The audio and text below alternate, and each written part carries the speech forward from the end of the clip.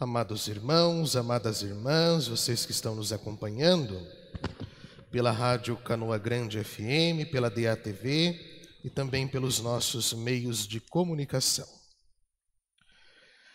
Está calor, está muito quente, né? As temperaturas elevadas e surgem esses mosquitinhos insuportáveis, irritantes, né?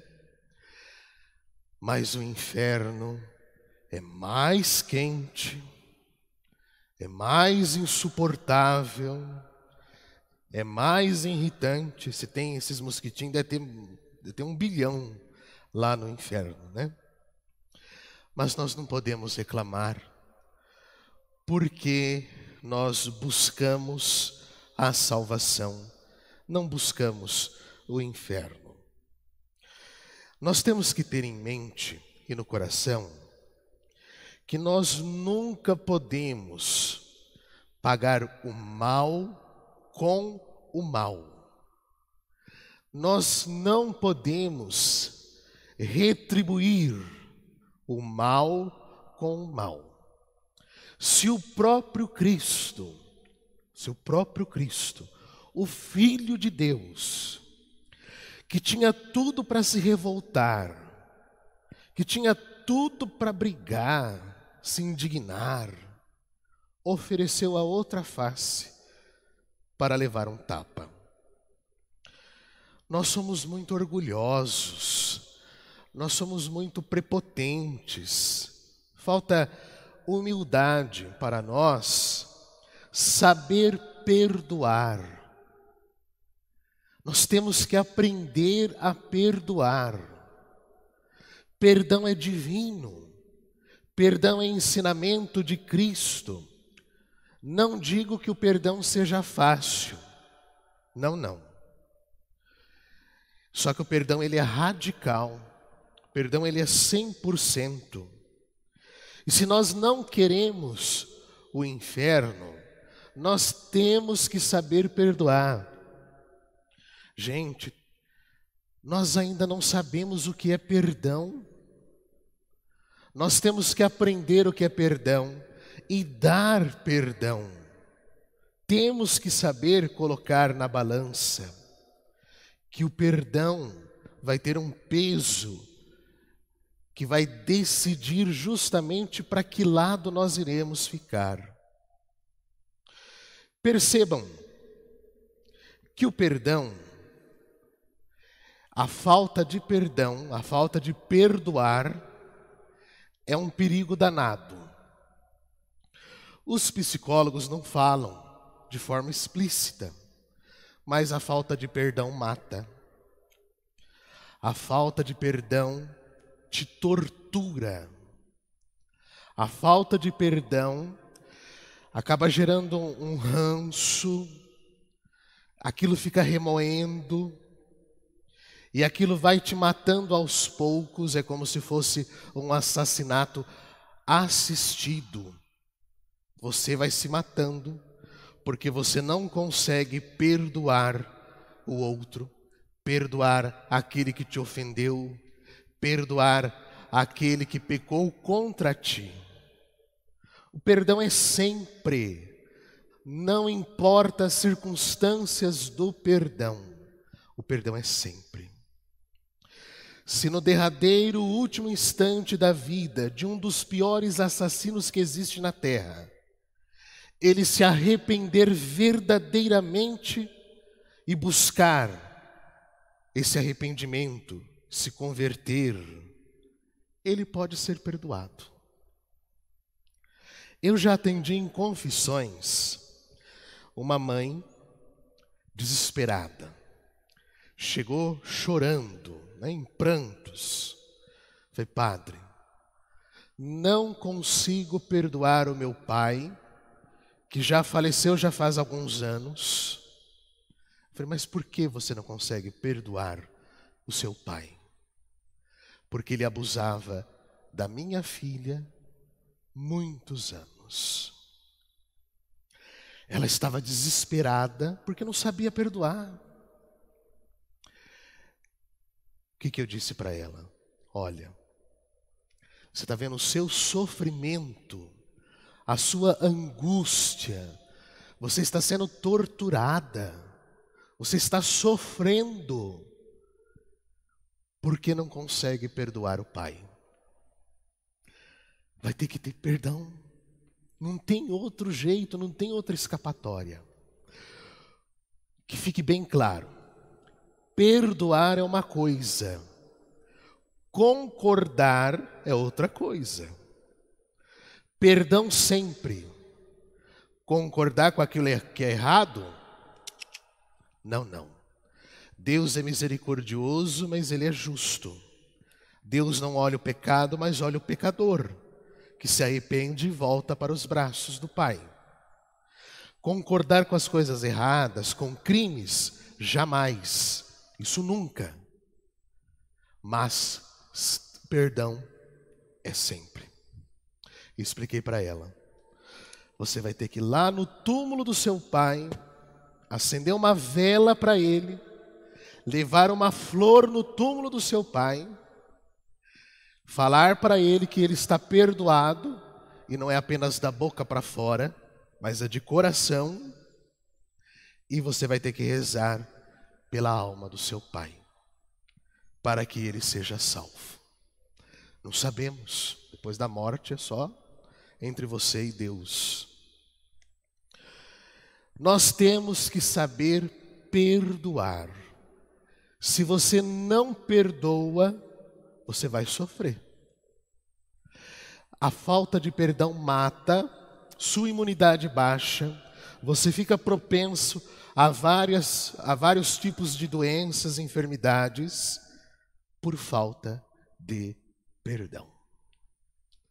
Infelizmente, nós não sabemos perdoar. Nós não sabemos. E o perdão, ele é radical. Não é 99,9. O perdão é 100%. Porque senão, não é perdão. Vamos ter que perdoar. Percebam que o Cristo no alto da cruz sofreu tudo o que sofreu, ainda olhou para os seus algozes, olhou para os seus torturadores, olhou para aqueles que estavam assassinando Jesus, e ele diz assim: Pai, perdoa-lhes, eles não sabem o que fazem. Perdão é sempre. Não tem outra escapatória, não tem outra saída. Perdoar sempre. Perdoar o amigo, quem é próximo, é muito fácil, é cômodo. Mas sabe quem eu tenho que perdoar? Os inimigos. Aqueles que não gostam de nós. Aqueles que pecam contra nós. Você não precisa concordar, mas perdoar sempre. Não tem outra escapatória. O perdão é sempre. Perceba que Pedro pergunta para Jesus: Mestre, se o meu irmão pecou contra mim, devo perdoá-lo 7 vezes? Jesus fala: não 7 vezes, mas 70 vezes 7. O perdão é sempre. É sempre. Por que o perdão é tão humilhante? O perdão nos coloca na parede, nos encurrala. O perdão nos destrói para que seja construído um novo ser em nós. Por que muita gente tem medo de confessar com o padre?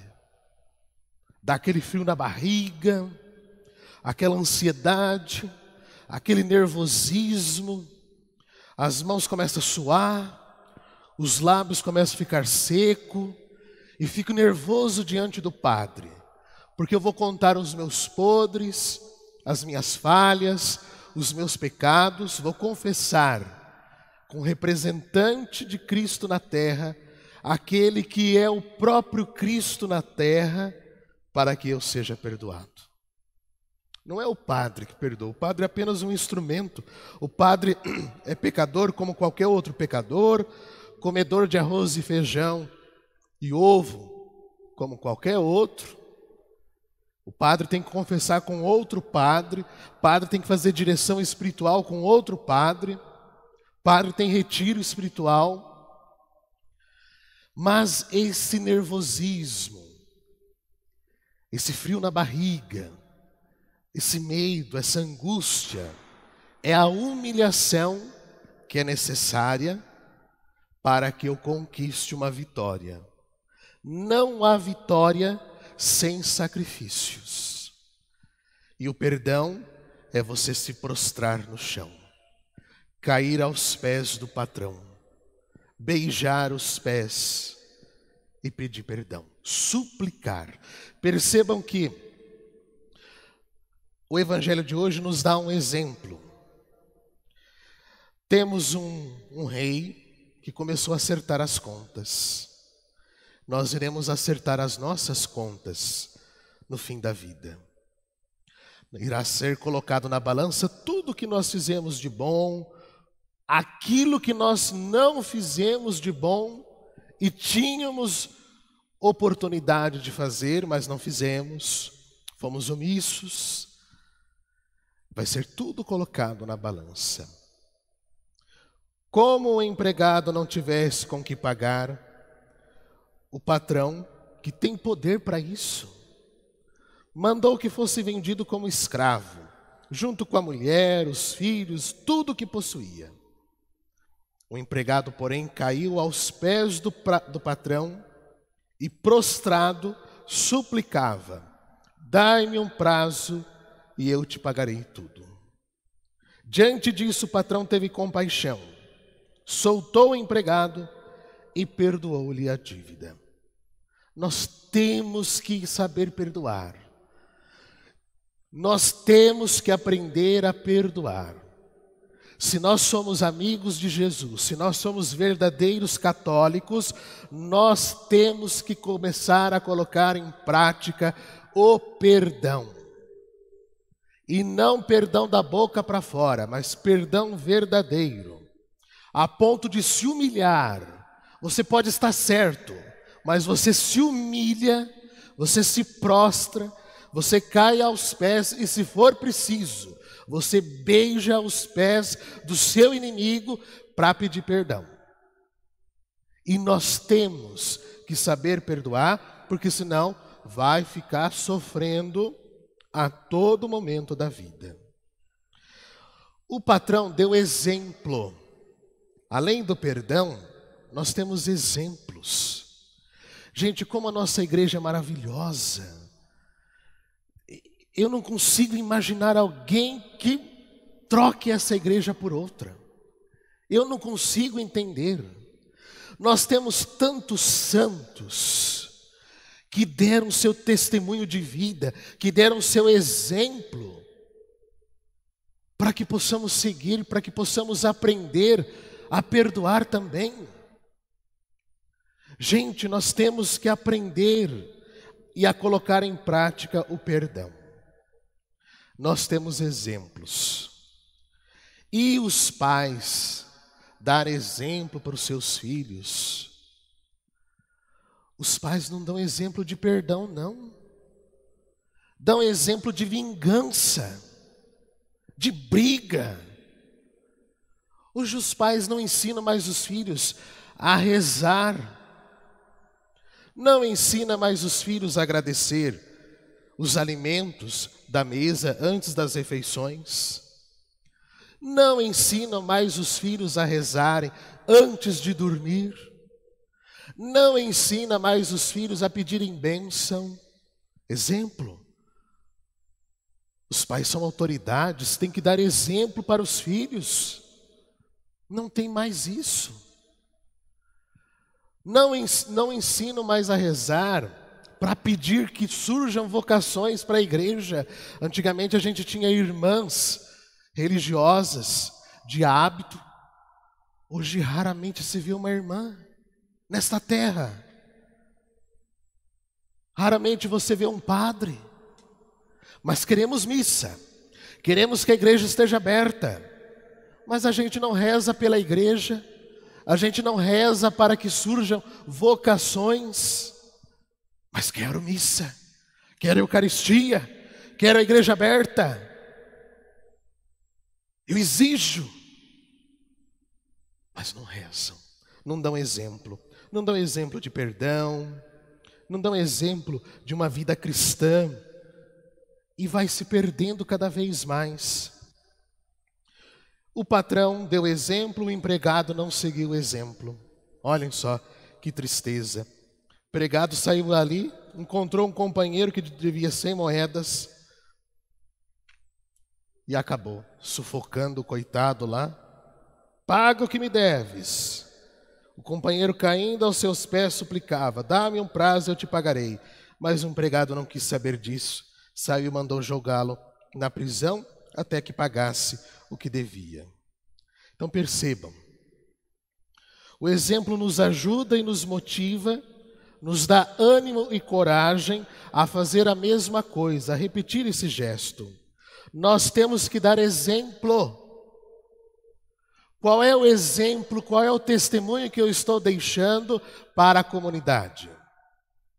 Qual é o exemplo, qual é o testemunho que eu estou deixando para as futuras gerações, para os futuros católicos? Nós estamos escrevendo as páginas do nosso livro, que vai ser apresentado para Deus. Será que o nosso exemplo, ontem até citei o exemplo da comadre, a Lúcia, cadê a Lúcia? A Lúcia que cuidou da comadre. Eu não conhecia a comadre. Não tive contato nenhum com ela. Mas o que eu fiquei sabendo dela, que todo mundo falava: padre, pense numa pessoa que ajuda a igreja. Pense numa pessoa que batalhou. Padre, olha para o salão paroquial, pensa na dedicação, no esforço, no carinho, no amor. Isso fica, isso permanece. Percebam, já morreu, mas permanece.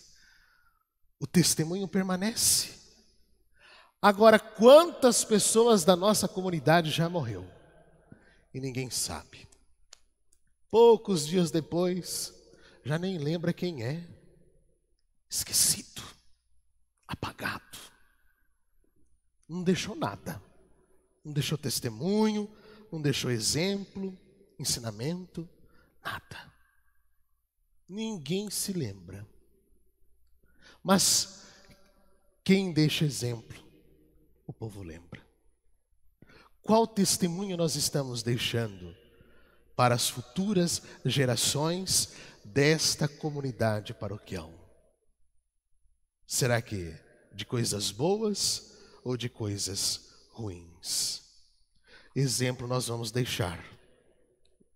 Se é coisa boa, pode ter certeza que o povo vai lembrar.